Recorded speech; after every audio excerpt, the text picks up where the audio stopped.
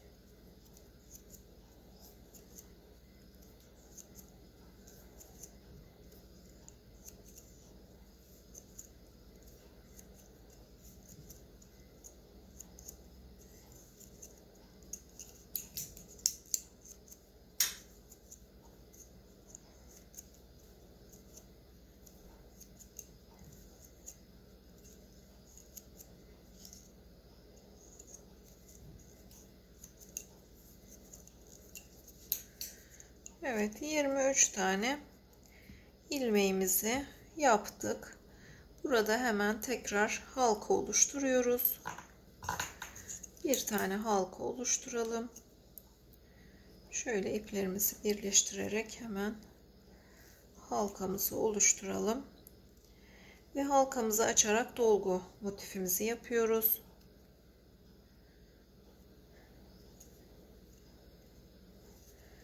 Bir alttan ilmek yapıyoruz. Bir tane de üstteki ipimizden ilmeğimizi yapalım.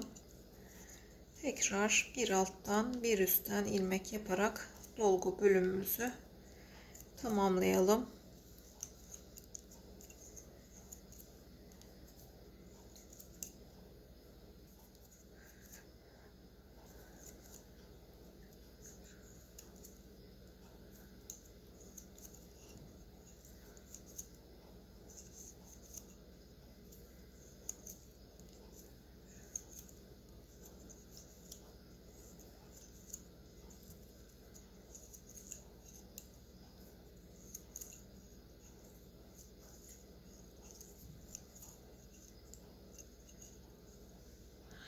On 12 tane ilmek yaptık. Örneğimizi çeviriyoruz. Ve burada ilmeklerimizi tamamlayalım.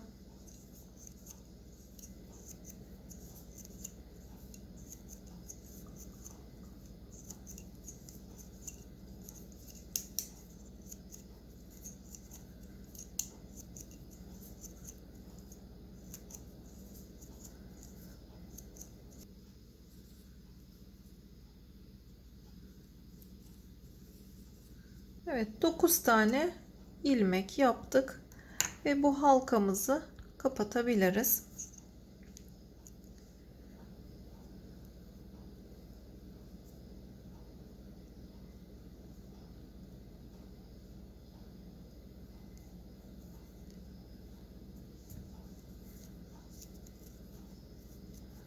Evet, halkamızı kapattık. Motifimizi, dolgu motifimizi tamamlamış olduk. Burada yapmış olduğumuz dolgu bölümümüzü şu şekilde parmağımızla iç tarafa alalım.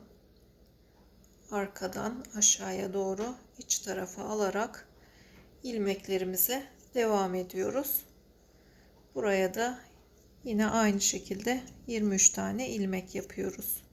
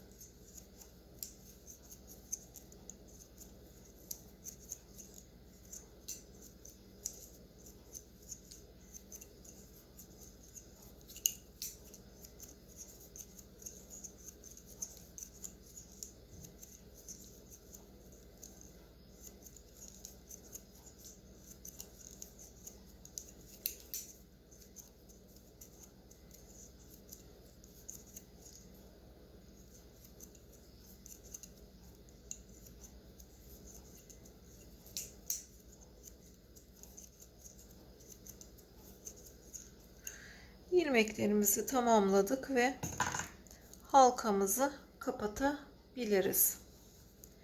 Buradan ipimizi çekerek halkamızı kapatıyoruz. Halkamızı sıkıştıralım.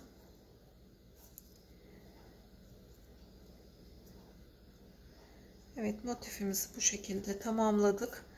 Burada hemen bir ilmek yapalım ve mekiğimizdeki ipimizi kesebiliriz. Bir ilmek yapalım ve mekiğimizdeki ipimizi buradan kesiyoruz. Alt ip olarak kullandığımız bu bölümü kesmeyeceğiz. Uygulamak istediğimiz örneğimizi birleştirme yapmada kullanacağız o ipimizi.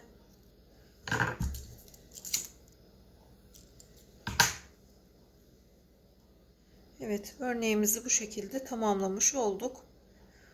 Evet, burada alt ip olarak yine aynı ipi kullanarak yapmış olduğumuz motifimizi tamamladık. Alt ip olarak dilerseniz mekikteki ip yerine farklı bir ip kullanarak da bu motifimizi oluşturabiliriz. Şöyle alt ip olarak bu ipimizi kullanalım ve mekikteki ipimizle de ilmeklerimizi örelim. Hemen bu iki ipimizi birbirine bağlayıp uçlarını kesip yakacağız. Bir düğüm atıyoruz buraya. Düğümümüzü iyicene çekerek sıkıştıralım. Ve buradaki ipi küçük bir şekilde keserek hafifçe yakalım. Bu şekilde bir düğüm oluşturduk. Bu ipimizle ilmeklerimizi örelim. Alt ipimiz olarak buradaki ipimizi kullanıyoruz. Hemen bir halka oluşturuyoruz. Yine aynı şekilde mekiğimizdeki iple bir ilmek oluşturuyoruz. Her zaman mekiğimizdeki ipimizi kullanarak ilmeğimizi oluşturacağız. Bu şekilde bir ilmek oluşturalım. Bir tane de üstten getirelim ilmeğimizi. Bu alttaki ipimizin her zaman hareket etmesi gerekiyor. Ve halkamızı açarak ilmeklerimizi yapmaya başlayalım. Motifimizi aynı şekilde yapacağız. İlmeklerimizi yapalım.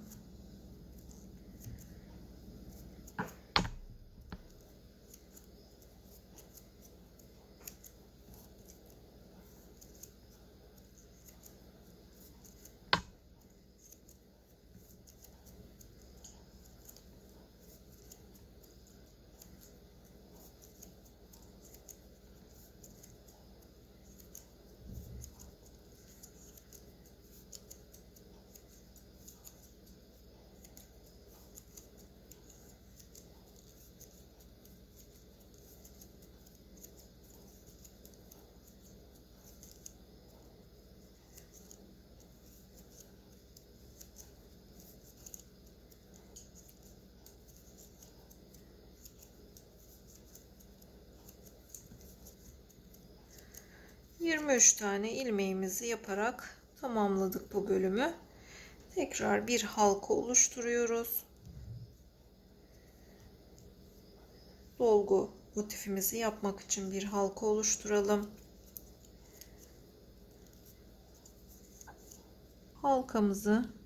Halkamızı açarak dolgu bölümümüzü yapacağız. Bir tane ilmek alttan yapıyoruz, alt ipten. Diğerini de üstteki ipimizden bir ilmek yaparak dolgumuzu yapalım.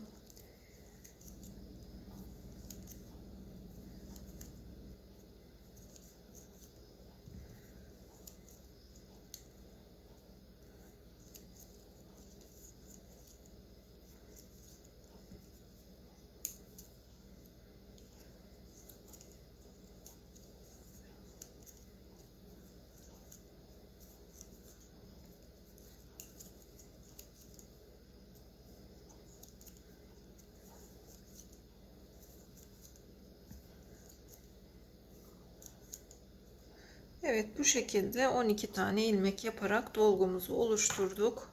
Örneğimizi çevirelim. Ve buraya ilmeklerimizi yapıyoruz.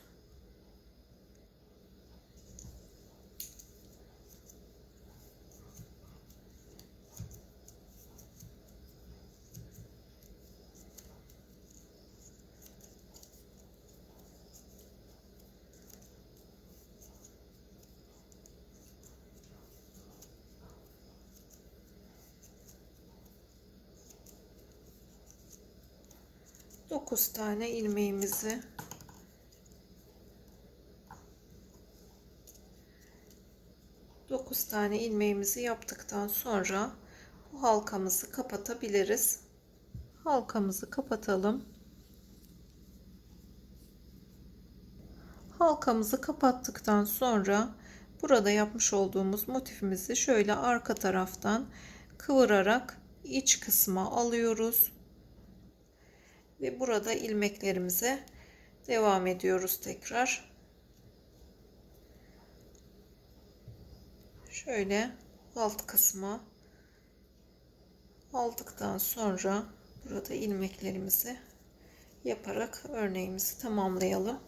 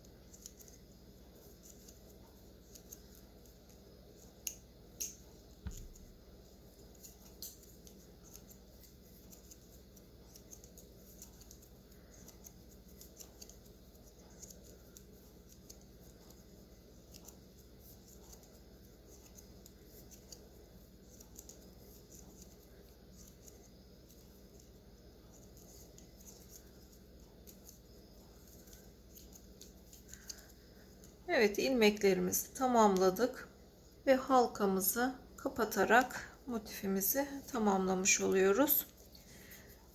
Kapatalım halkamızı ve burada bir tane ilmek yaparak iplerimizi kesip yakabiliriz. Bir ilmek yapalım ve iplerimizi buradan kısa bir şekilde keserek yakalım. Evet, motifimizi bu şekilde tamamladık. İplerimizi kestik ve bu şekilde tamamlamış olduk. Bu örneğimizi de alt ip olarak farklı ip kullanarak yaptığımız motifimiz. İki şekilde de örneğimizi yaparak anlatmaya çalıştık. Dilerseniz aynı ipi kullanabilirsiniz alt ip olarak. Dilerseniz farklı ip kullanarak motifimizi farklı oyalar üzerinde uygulayabilirsiniz. Evet, örneğimizin yapılışı bu şekilde.